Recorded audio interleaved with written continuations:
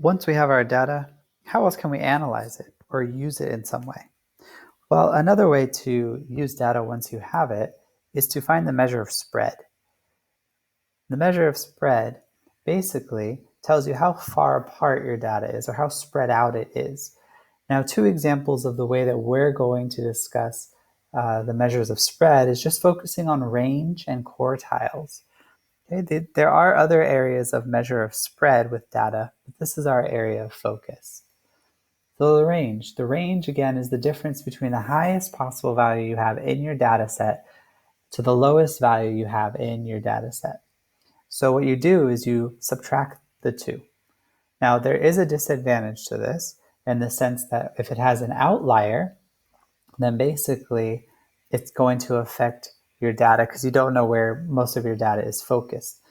But again, the range will tell you how spread out your data is. So for example, if you look here, we have the range up top from 3, the data set is 3, 4, 6, 7, 9. Now how far apart or how spread out is our data? Well, the lowest value is at 3, the largest value is at 9. So we can do 9 minus 3 and we'll get 6. So 6 is going to be the range of your data there. Now you'll notice that I put something here which is called the Scoville scale. Now here's just a real world example of where you see things are scaled out. And if you like chili peppers, well, here is one scale that's used to determine how spicy the peppers are.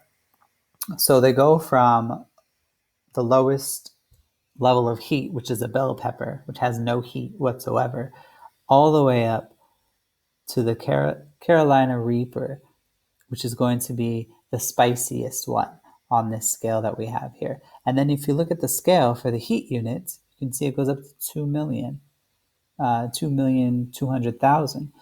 So what would the range be? Well, you would subtract the highest possible value from and the lowest. So it can pretty much go up to, your range ends up being here 2,200,000. So that's a lot.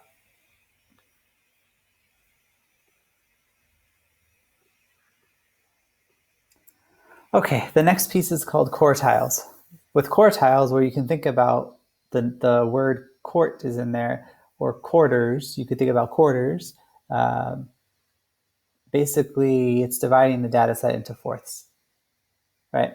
So you divide it into 4 parts. Now, if you have something like a piece of paper and you need to divide it into 4 parts, how many times do you have to tear the paper? You have to tear it 3 times. So if you do 3 tears on a piece of paper, you're going to have 4 now pieces from that one. So that's the idea here when you think about quartiles. So when you're talking about quartiles, we're going to have the lower quartile, or sometimes called the lower extreme, which is quartile 1. Then you have the median, which is your quartile 2. And then you have the upper quartile, which is quartile 3, or the higher extreme. Okay, so again, you need only 3 quartiles to break your data into 4 sets. So the last piece is what's called the interquartile range. So the interquartile range is the difference between your highest quartile, which is 3, and your lowest quartile, which is 1. Okay. Now, when we're talking about quartiles and we're dividing up our data set, there's more that is involved with this. Okay. So let's first start by just thinking about if we have our data set and we have the quarts and we need to find the quartiles. So here are some measurements. It says here is a set of measurements collected by measuring the lengths in meters of 10 long jump attempts. So we need to find the range and the quartiles and the interquartile range. So to do this, we should first do step 1, which is list the data in order from smallest to largest. Once you list it in order from smallest to largest, you're going to be able to find the median. So if I go back here again, we're going to want to find that middle piece first, because what we're going to do is if we find the middle or the median, we know where half the data is. And then if I have half of the data, I can take half of a half and I get a quarter, right?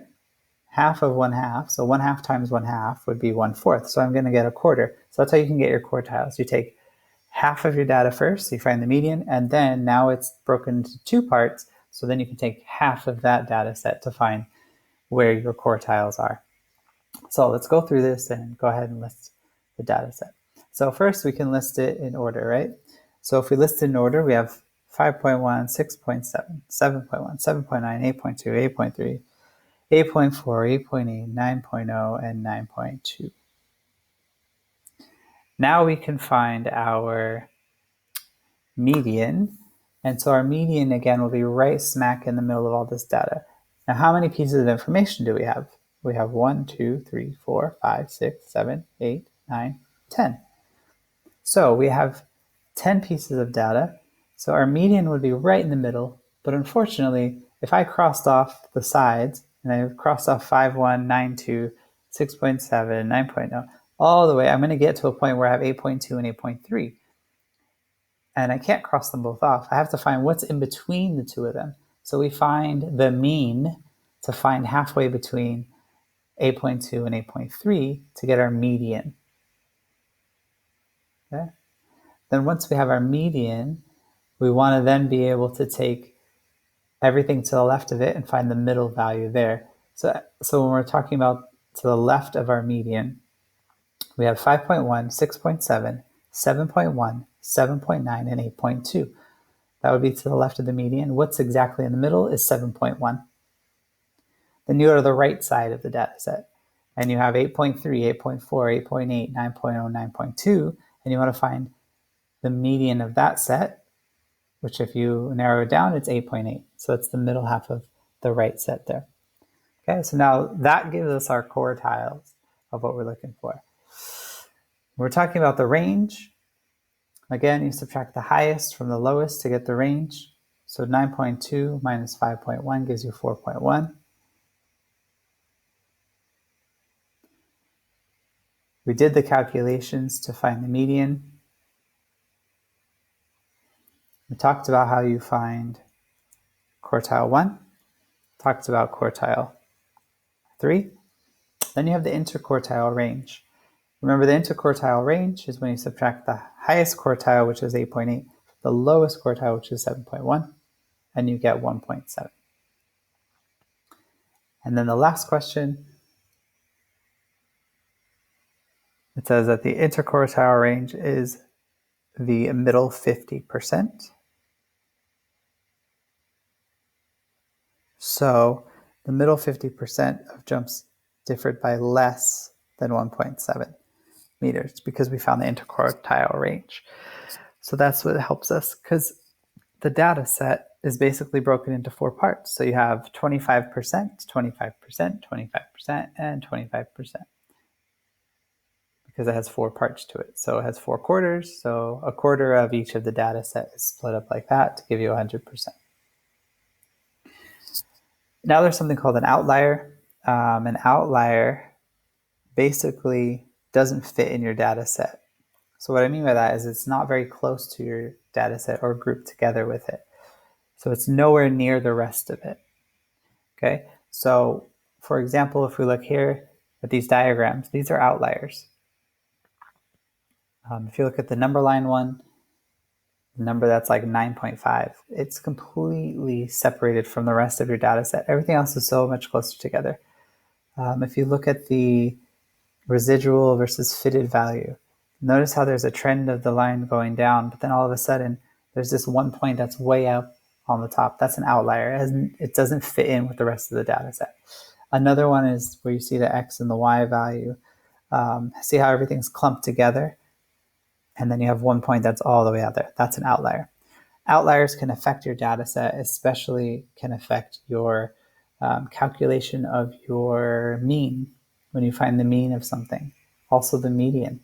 So it really can have an effect on your data set.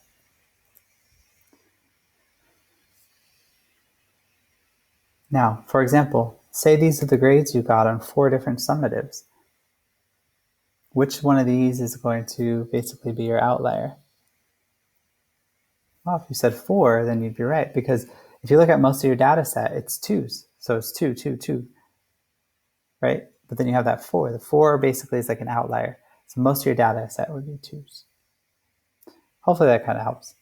So measures of spread, again, it's how far spread out your data is, different ways to look at it. Obviously, we focused on the range and the quartiles in this particular session.